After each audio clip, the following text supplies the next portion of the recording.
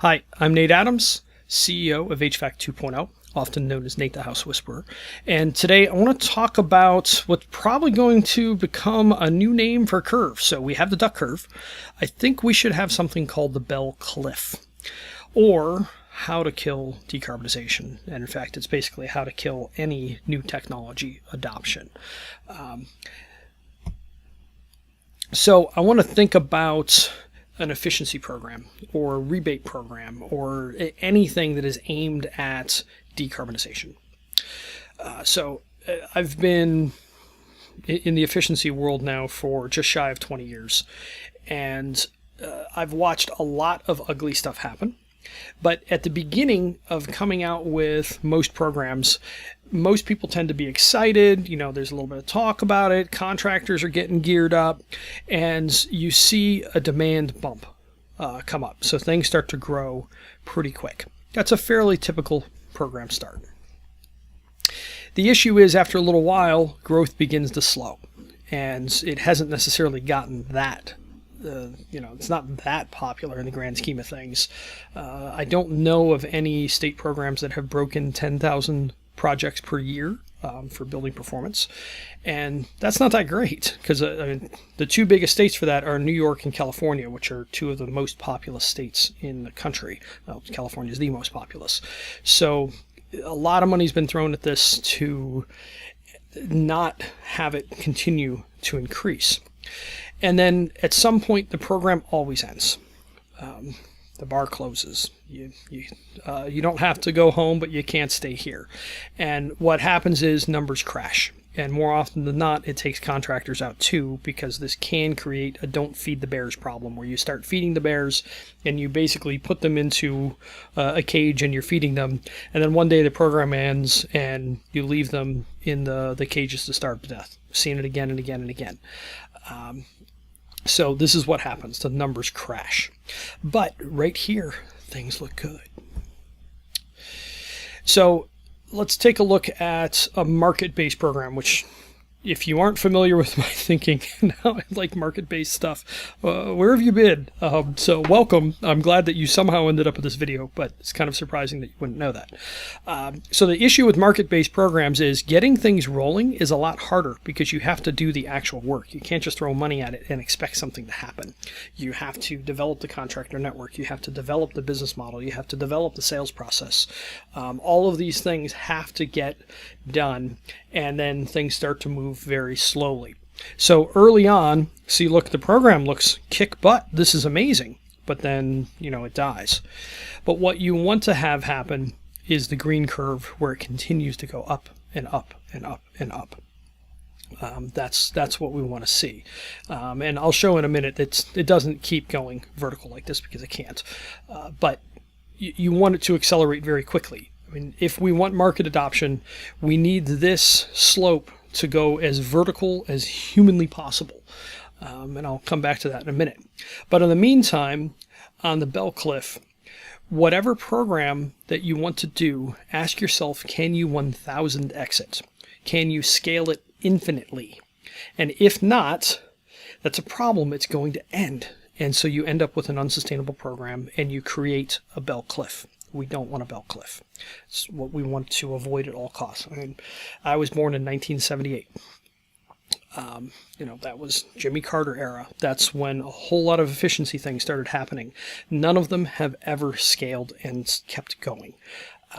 And it's not all of it, but a big piece of it is creating programs, getting excitement, starting a business model, and then taking the money away, and the business model crashes. So can you 1,000x whatever program design you have? And if no, don't do it. So this usually means two things. You can go federal. So I suggested the 3H program, the Hybrid Heat Homes program with CLASP, which is to pay the OEMs to stop making air conditioners and only make heat pumps moving forward. Huge decarbonization move for not a whole lot of money, and it modeled out a 10x payback. The feds can afford $10 billion, and it's $10 billion over like 7 years, or $12 billion over 7 years. It's not that much money in the grand scheme of things. But most states and most utilities don't have that kind of cash to do. So the only other things you could do, one thing that I suggest is publish energy use at resales so that you can create resale value from the cash flow differences. If a house costs $50 a month less to operate than a similar house or a comparable house, that house should be worth the net present value of what that $50 is. So even if it's a couple grand, it's a start. But it's not hard to see $10, $30, and even $40,000 net present value differences that way. That is something that you can 1000x. It's just another field in the MLS. So that is a possibility. But when you want to 1000x something, it's really hard. There's not a lot of things that work. So important thing to note, though, and I mentioned this, but I need to repeat it.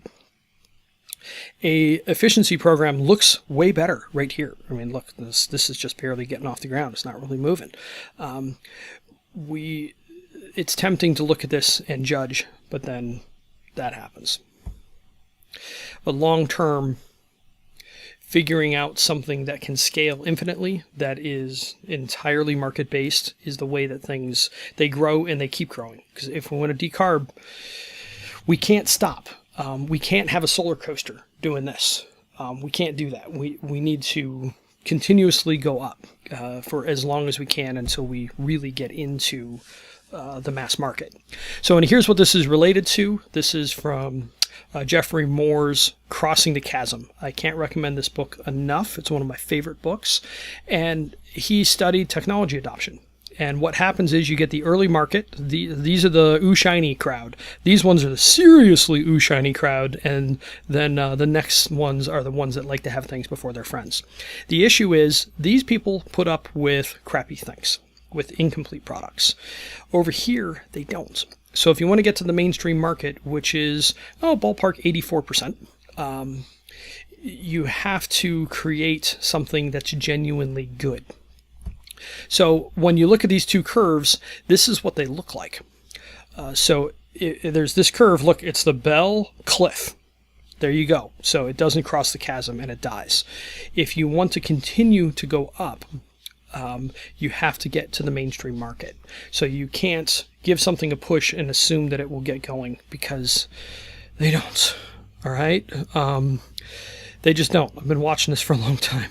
It doesn't work. And what this means is this is failure and this is success. Now, I had a comment because I just put a slide like this excuse me, up on Twitter, and it's like, well, this isn't possible. It can't continue going up. Yes, you're right. What you're actually going to see is this S-curve, the sigmoid. The sigmoid, this curve here, is the bell curve plotted as far as how many people are adopting.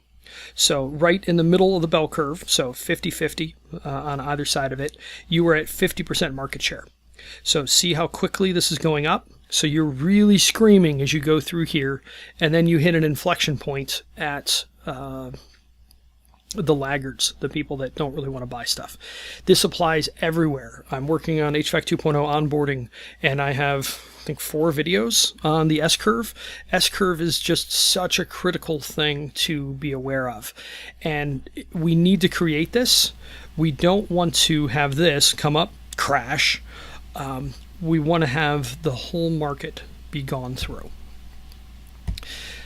And here's what that looks like if you look at all sorts of different technology. So, I mean, like a flush toilet. Like, it didn't really take off until 1920. This was actually the last pandemic, more than likely, is what it was. Bathroom design changed after the Spanish flu pandemic. But see how these kind of are a little bit slow in how they go? They take several decades. Look at, like, the tablet here. That just went screaming upwards. This is what we want to see happen. We want to see it be darn near vertical for residential decarbonization and decarbonization in general. But resi is where my heart is and our work is. And what that ends up doing is, I call this the 2 clocks. So this is from my presentation about how to sell heat pumps to consumers and contractors. The first clock is we need to get to where every single piece of HVAC that is replaced has a heat pump in it, or anything that has a compressor. I've come to be kind of sort of okay with having furnaces. I mean, that's what the 3H program is. It's meant to create hybrids where you put a heat pump on top of a furnace. But we want to get to where every single piece of equipment that goes in has a heat pump in it. And we want to do that as soon as humanly possible. So the 3H program gets us to 100% by, January 2023. This is something the supply chain can deal with in 12 months or so, because all the parts are there. We just need to ramp what some of them are. So if we have a solid year to begin ramping, should be doable. But realistically, getting to 100% penetration by 2030, or to where everything is a heat pump by 2030, is freaking heroic, because there are so many bits of inertia that are in the way of doing that. So this is my personal goal, and HVAC 2.0's goal is to make this happen. The sooner we can get to the top of this bell curve, the better.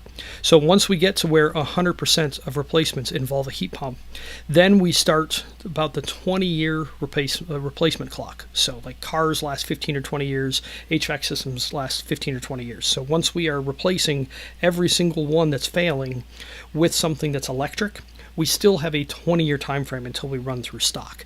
And it's going to be extremely expensive to speed that up. Not saying you can't do it, but it's really expensive. So realistically, we're looking at 15 or 20 years to get there. Now, the good news is 40 million U.S. homes are already electric, because the southeast and the northwest are both predominantly heat pump. They have mild climates and they have reasonable electricity prices. So that's that. So if we want electrification to be fast, we want to avoid that bell cliff. We do not want to do this red curve. We want to do the green one. We want the adoption of residential electrification to be as vertical as possible. Now, it can't be this vertical. It's going to take 20 years. So, like, if we had started in 2000, we're not going to finish until 2020. In this case, if we start in 2030, we're not going to finish till 2050. So the sooner we can get started on that 100% replacement, the better. And so if we aren't really careful in program design, we're going to do this. We're going to get stuck in that early market and then shut the program down and kill the growth, kill the companies, kill the business model. Can we please not do that? If you've been watching me, you know this is something that I care about. I probably should care less, because it doesn't pay for squat, at least not yet. But this is a really hairy thing to undo. Residential decarbonization, maybe I don't know if it's the toughest sector, but it's going to be one of the toughest sectors, because we have 100,000 contractors to get on board, and then we have 100 million homeowners to get on board. That's going to be a challenge. So think on this. Can we please avoid the bell cliff? And, hashtag bell cliff wherever you see something like this happening. So I'm Nate Adams. Have a good day.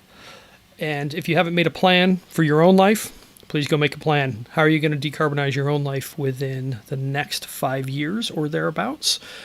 Because if you don't have a plan, we really should be quiet about climate, because it shows that we don't care. So go make a plan. Basic steps are really simple. Make sure you're buying clean electricity. Get an induction hot plate, $50 or $100 hours time.